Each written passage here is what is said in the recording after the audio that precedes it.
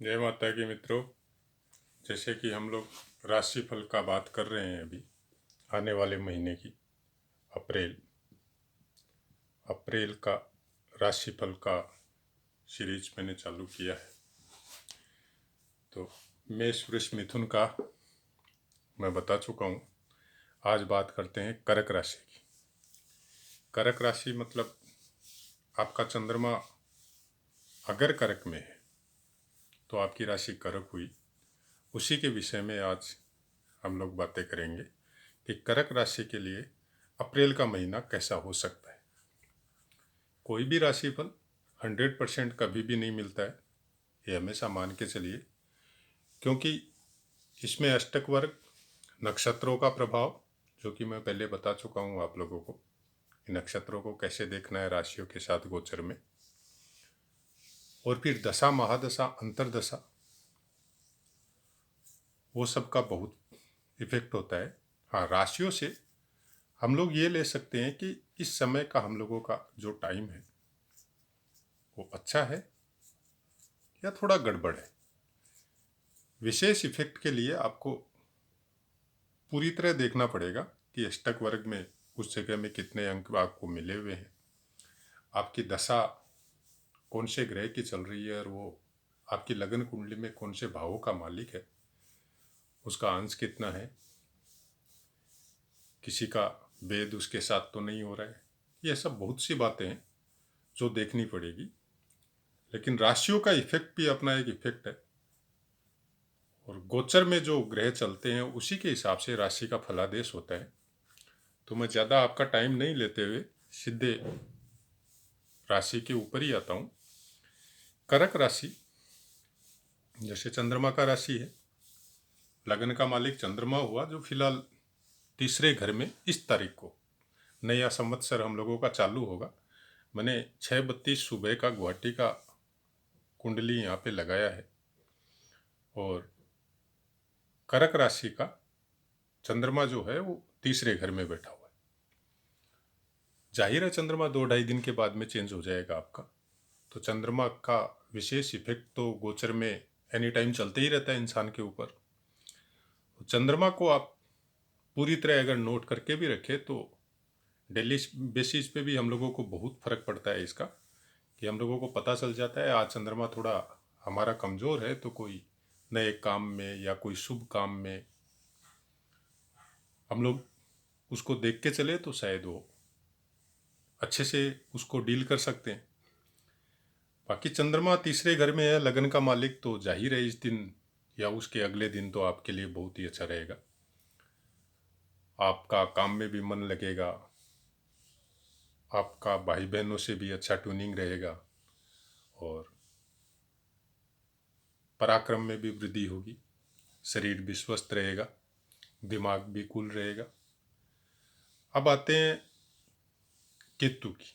केतु 5वें घर में बैठा है, मंगल की राशि है, और मंगल से दृष्ट भी है, राहु से भी दृष्ट है। तो 5वें घर से कनेक्टेड जितने भी इफेक्ट है कुछ अच्छे होंगे, कुछ खराब भी होंगे। राहु और मंगल का ऑलमोस्ट सेम सा अंश है इस दिन। आप अपना पंचांग में जाके देख भी सकते हैं, कोई ऐप है कुंडली का तो उसमें भी देख सकते हैं। तो बराबर बरली है दोनों ही। अपने घर को मंगल देख रहा है तो जाहिर है मंगल अपने घर को ठीक ही करेगा। थोड़ी सी आपको प्रॉब्लम हल्की सी दे सकता है, अदरवाइज ये इस घर के लिए ठीक होगा, और उसके बाद में यहाँ से ये लगन को देखेगा, नहीं सॉरी, यहाँ से ये आपके दूसरे घर को देखेगा, सिंह राशि को, तो वहाँ के लिए भी ठीक होगा, और फिर ये 6 हाउस को देखेगा तो वहाँ के लिए भी मंगल ठीक होगा। अब थोड़ा सा खराब ये हो सकता है कि धनागम में अगर चौथे घर को देखेगा ये यहाँ से, तो उसमें इतनी कोई प्रॉब्लम नहीं आएगी, लेकिन वाणी में थोड़ी कठोरता दे देगा। वैसे ही ये आपके 5वें घर को देखेगा तो आपका बुद्धि में कोई प्रॉब्लम नहीं देगा ये, लेकिन संतान से थोड़ा कष्ट हो सकता है। वैसे 6 हाउस को देखेगा तो रोग ऋण शत्रु ये सब का नाश करेगा। तो मंगल का इफेक्ट यहाँ पे अच्छा ही रहेगा, मंगल का इफेक्ट में कोई प्रॉब्लम नहीं आएगा। अब ये है कि मंगल आपको 14 अप्रैल को चेंज हो जाएगा, ये यहाँ पे चेंज हो जाएगा आपका। यहाँ पे आ जाएगा फिर ये मिथुन राशि। मिथुन राशि पे आया है और ये आपका 10वें घर का और 5वें घर का मालिक है। ये आपको काम के सिलसिले में आपका बहुत अच्छा, मतलब जो हो सकता है, जैसे आप कहीं पे बहुत दूर सर्विस करते हो या आपका बिजनेस है, इस समय में आप घर आए हुए हो, तो यहाँ पे ये आपको वापस वहाँ भेज सकता है, पहला बात। दूसरा बात क्या होगा, यहाँ पे बैठ के ये आपके खर्चे को कंट्रोल करेगा और आपके सुख के साधनों में थोड़ी अड़चन ये देगा। लेकिन इसका और इसका मालिक है, 10वें घर का और 5वें घर का मालिक है, तो आपको कर्म क्षेत्र में बहुत उन्नति देगा और विद्या बुद्धि के क्षेत्र में भी आपको बहुत उन्नति देगा। मतलब आपका जो एनर्जी है वो पूरी तरह मेहनत में लगेगा, अपने काम या अपने बिजनेस या अपनी सर्विस में लगेगा। और यहाँ पे ये आपको 12वें घर में आने के बाद में भी ये आपको थोड़ी सी प्रॉब्लम देके लेकिन सफलता बहुत देगा। यहाँ से ये कन्या राशि को देखेगा 3रे घर में, तो पराक्रम में वृद्धि करेगा। फिर ये आपको 7वें घर से 6ठे घर को देखेगा, तो शत्रुओं का दमन करेगा। उसके बाद में ये गुरु शनि को यहाँ पे देखेगा, ये थोड़ा प्रॉब्लम करेगा 7वें घर से। 7वें घर से कनेक्टेड, जैसे आपकी वाइफ वगैरह में थोड़ी प्रॉब्लम दे सकता है, छिटपुट कोई आपस में कोई छोटा मोटा कुछ हो सकता है। अदरवाइज बिजनेस के सिलसिले में ये आपको यहाँ पे ठीक करेगा, कारण कि यहाँ पे गुरु और शनि दोनों साथ में बैठे हुए हैं 7वें घर में, तो इतना कोई विशेष इफेक्ट मंगल का देखने के लिए नहीं आएगा। लेकिन फिर भी थोड़ी बहुत कुछ प्रॉब्लम देगा, जिसको शायद आपको पता भी नहीं चलेगा कि छोटा मोटा कोई बात हो गया और वो निकल गया, पता भी नहीं चला आपका। अब आते हैं गुरु पे। गुरु यहाँ पे नीच राशि पे बैठा हुआ है, जो उस दृष्टि से लगन को देख रहा है, और गुरु मालिक है आपका भाग्य का और 6ठे घर का। तो मोटा मोटी गुरु यहाँ पे बहुत अच्छा है और शनि के साथ बैठा हुआ है, तो आपको ज्ञान के सिलसिले में, धर्म के सिलसिले में और अपने बिजनेस से रिलेटेड जितने भी काम है उसमें फिजिकल से ज़्यादा आपको मेंटली बहुत ज़्यादा प्रिपेयर करेगा ये। मतलब ऐसे योग वाले जातक जनरली कंसल्टेंट होते हैं, सीए होते हैं, गुरु शनि साथ वाले योग वाले जातक, या बहुत बड़े विद्वान ज्योतिष या पंडित भी हो सकते हैं। ये लोग का दिमाग जो है, मतलब मेमोरी पावर जो है, बहुत स्ट्रांग होता है। और वैसे भी कर्क राशि में गुरु योग कारक होता है, चाहे वो कहीं पे भी बैठो, शुभ ग्रह है। शनि के साथ बैठा है, इसमें इसको कोई प्रॉब्लम नहीं आएगा, नीच राशि का कोई प्रॉब्लम नहीं आएगा, कारण कि शनि अपना घर में अपनी राशि पे बैठा हुआ है। तो गुरु का नीच भंग तो वैसे भी हो जाता है, और दूसरी बात गुरु का अंश भी बहुत ज़्यादा है, तो ये नॉर्मल इफेक्ट देगा आपको, बहुत अच्छे प्रभाव भी नहीं देगा, तो बुरे प्रभाव जो है वो भी गौण है, न्यून देगा। 28 अंश पे है। अब गुरु यहाँ पे चेंज हो जाएगा आपको 6 तारीख को, 6 अप्रैल को गुरु चेंज हो जाएगा और यहाँ आ जाएगा। 6 अप्रैल को गुरु चेंज होने से आपका इफेक्ट ये हुआ कि आपको अचानक से कोई लाभ आपको ये दे सकता है, कोई भी चीज़ का, चाहे शेयर मार्केट हो, चाहे कोई कमीशन वगैरह का आप धंधा करते हैं तो उसमें हो, चाहे बिजनेस से रिलेटेड कोई काम हो, तो उसमें अचानक से आपको पता चलेगा कि आपका किया हुआ काम का, जिसका आपने मतलब आशा ही नहीं किया था कि मेरे को इतना अर्निंग इस काम से हो सकता है, उससे भी आपको 3 गुना, 5 गुना, 10 गुना तक अर्निंग ये आपको यहाँ पे रहेगा ये साल भर, और होल ईयर आपके लिए अच्छा जाएगा 8वें घर में बैठा हुआ गुरु। अब क्या होगा, यहाँ से ये 1 2 3 4 5 यहाँ पे देखेगा मिथुन राशि। मिथुन राशि के लिए गुरु कोई विशेष खराब भी नहीं होता है, तो विशेष अच्छा भी नहीं होता है, तो ये सम प्रभाव यहाँ पे देगा। कोई आपका बुरा भी नहीं करेगा, तो इतना अच्छा 12वें घर के लिए करेगा भी नहीं। अब यहाँ से ये चलिए, ये दूसरे घर को देखेगा, यहाँ पे अपने मित्र सूर्य की राशि पे है, तो यहाँ पे ये धन वृद्धि कर सकता है आपको, धन संचय करने की प्रवृत्ति आपको दे सकता है कि खर्चा कम करो, और कुछ बैंक बैलेंस या कुछ और चीज़ की संपत्ति ये आपको प्रदान कर सकता है। यहाँ पे गुरु पूरा साल यहाँ पे रहेगा आपको, तो ये इस साल में ये इफेक्ट ये आपको देगा। उसके बाद में देखिए ये आपके चतुर्थ घर को देखेगा, तुला।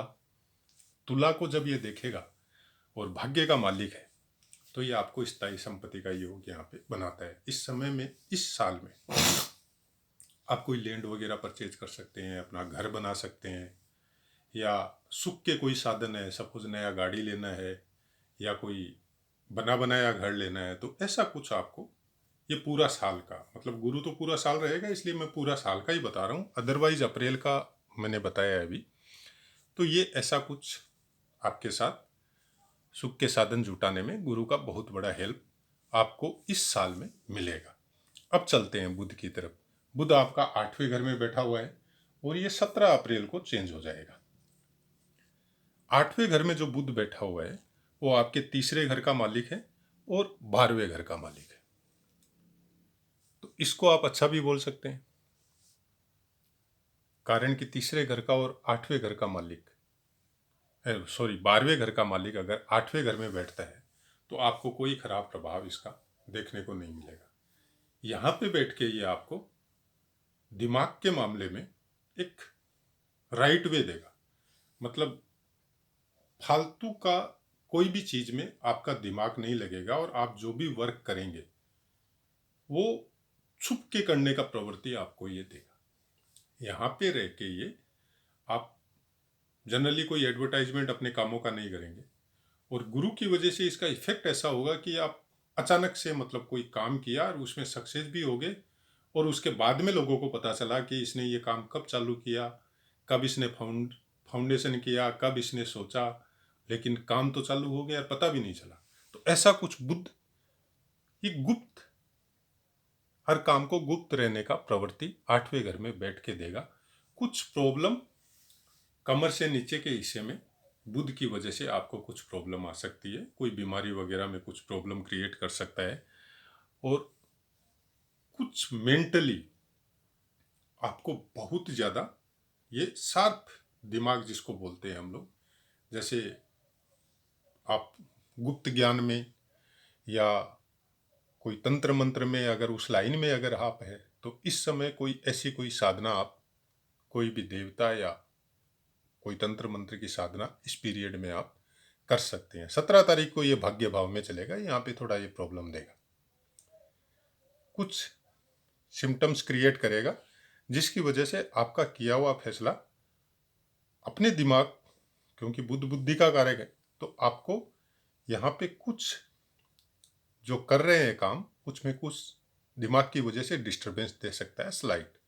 कोई खास इफेक्ट बुद्ध का यहाँ पे देखने को नहीं आएगा।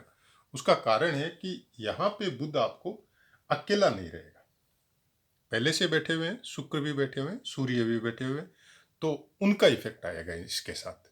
तो बुद्ध का इफेक्ट ये पॉजिटिव जाएगा। जब बाकी ग्रह का इफेक्ट इसके साथ जुड़ेगा उसके बाद हम आगे करेंगे, तो बुध यहाँ पे बैठ के आपके दिमाग को बहुत ज़्यादा एक्टिव करेगा।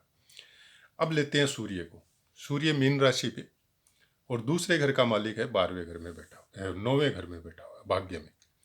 दूसरे घर का मालिक जनरली अच्छा नहीं होता है, लेकिन भाग्य में आके बैठा है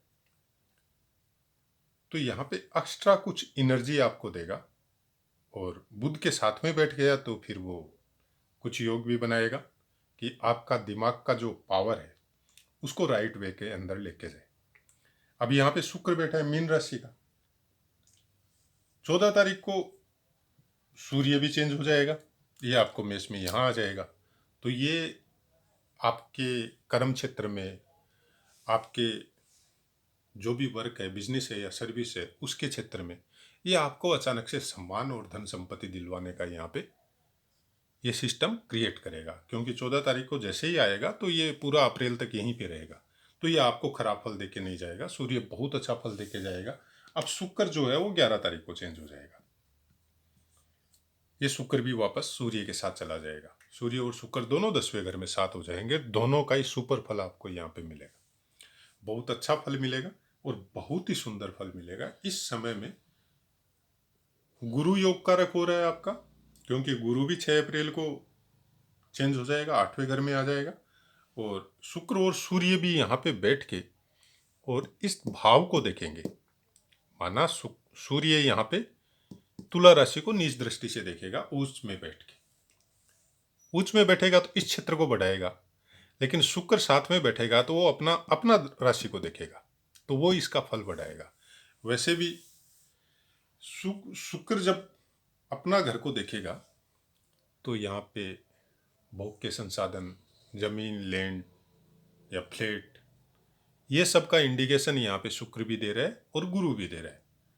तो मेरे को लगता है इस साल आपका या अप्रैल में ही कोई ऐसा कोई काम हो सकता है जिसकी वजह से आपके फिक्स एसेट्स में कुछ बढ़ोतरी हो, चाहे गाड़ी हो, चाहे लैंड वगैरह हो, चाहे कोई फ्लैट वगैरह हो, चाहे आप जिस फ्लैट में रह रहे हैं उसमें कुछ ज़्यादा इन्वेस्ट करने की सोचे हो कि उसका डेकोरेशन करवाए या उसको वापस रिकन्स्ट्रक्ट करवाए, तो ऐसा कुछ ये इफेक्ट करेगा। मतलब भोग के साधन ये कुछ ज़्यादा मात्रा में आपका क्रिएट करवाएगा, और सूर्य जो है वो आपको कर्म क्षेत्र में उन्नति और सम्मान दिलवाएगा।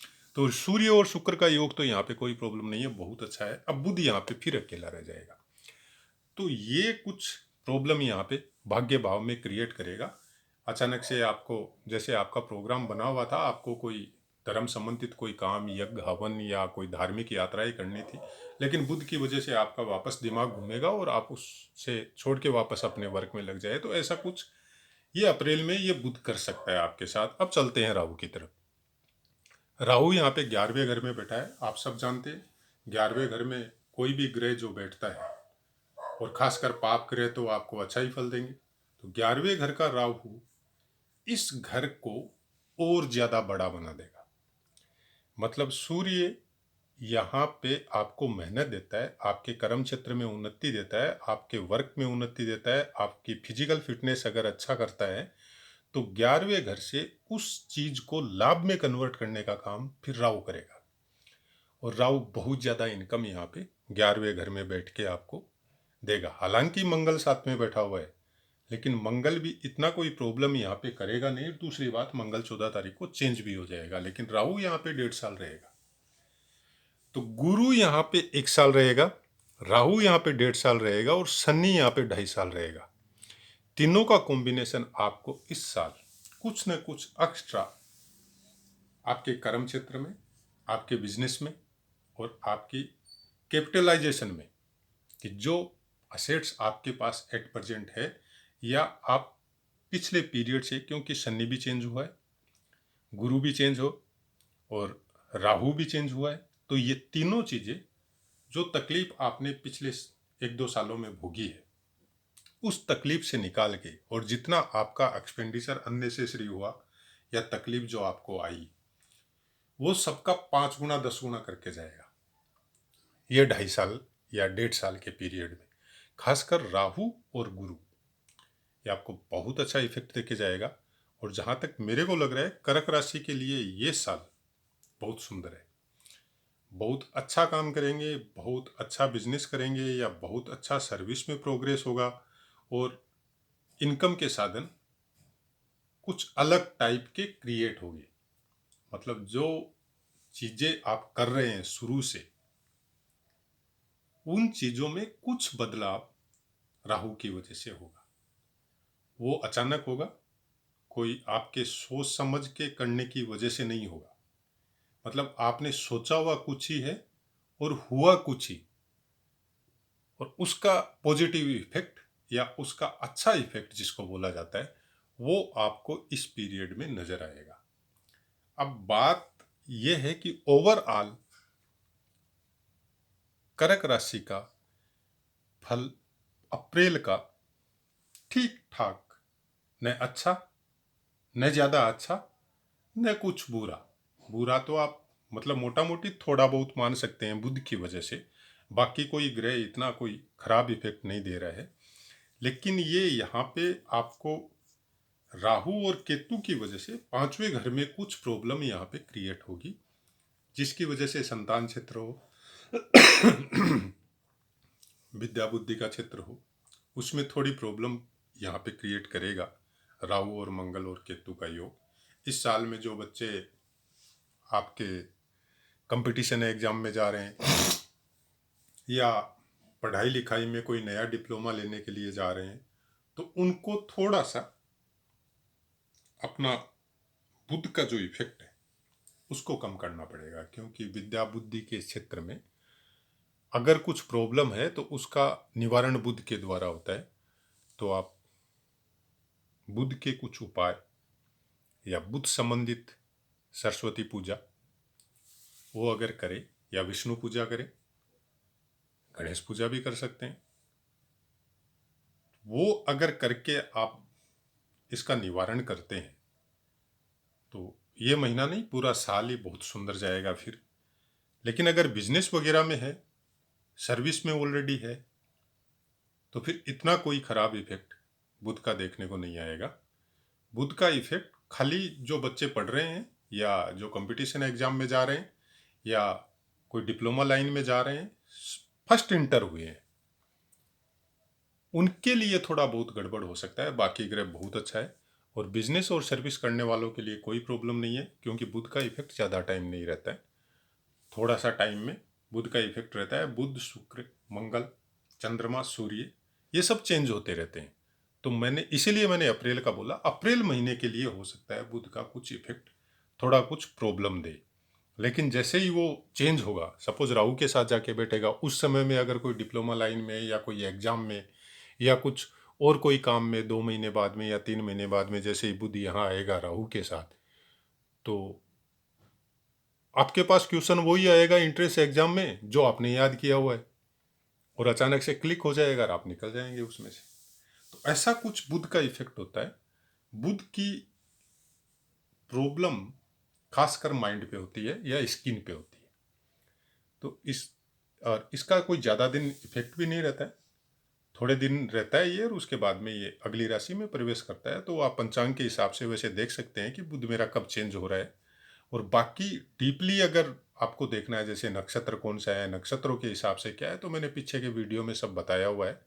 और ज़्यादा एकदम पर वही चीज़ देखना है कि कौन सा टाइम अच्छा है, तो मैंने सप्तसला का भी बताया हुआ है, उससे जाके देख सकते हैं। बाकी घरेलू उपायों के द्वारा कैसे हम ग्रहों को ठीक करें, उनके लिए भी वीडियो मैंने डाला हुआ है। विश्वास की बात है, आप अगर विश्वास करो तो बहुत कुछ हो सकता है, विश्वास नहीं करो तो फिर जन्म पत्रिका प्रिडिक्शन या उसके सीखने में या उसको ध्यान देना भी बंद कर दो। दोनों चीज में सेपरेट रहो। आप सोचते हैं मैं विश्वास भी करूं, मैं सुनूं भी, मैं ज्योतिष में भी इंटरेस्ट रखूं, और फिर उसके बारे में जो उपाय बताया जा रहा है उनके ऊपर विश्वास भी नहीं करूं, तो दोनों चीजें नहीं चलेगी। विश्वास और अविश्वास दो ही चीज होगी, तीसरी नहीं होगी कि यहां भी पैर रखूं और वहां भी पैर रखूं, वैसे नहीं होगा। उससे क्या होगा, आपका दिमाग डिस्टर्ब होगा, बाकी कुछ नहीं होगा। सपोज आपको मैंने बताया कि बुध का थोड़ा इस महीने प्रॉब्लम रहेगा, और आपको कोई उपाय बता दे, छोटा सा उपाय है कि भैया आप पक्षियों को मूंग गोटा मूंग जो है वो खाने के लिए दीजिए। आप बोलेंगे नहीं ये कोई उपाय होता है, इससे कोई ठीक होता है क्या? तब फिर दोनों जगह मत रहिए, या तो देखना ही बंद कर दीजिए, आप मानना ही बंद कर दीजिए कि नहीं कुछ नहीं होता है, अपने कर्मों से मतलब है। कर्म भी धर्म से ही कनेक्टेड होते हैं। जब सात्विक कर्म होंगे वो धर्म से कनेक्टेड हो जाएंगे, और जो गलत कर्म होंगे वो अधर्म से कनेक्टेड हो जाएंगे। इच्छा आदमी की खुद की है, वो कैसे उसको देखना चाहता है और कैसे उसको करना चाहता है। तो जय माता की मित्रों, कर्क राशि का मैंने बता दिया। आगे वाले वीडियो में सिंह राशि की बातें करेंगे।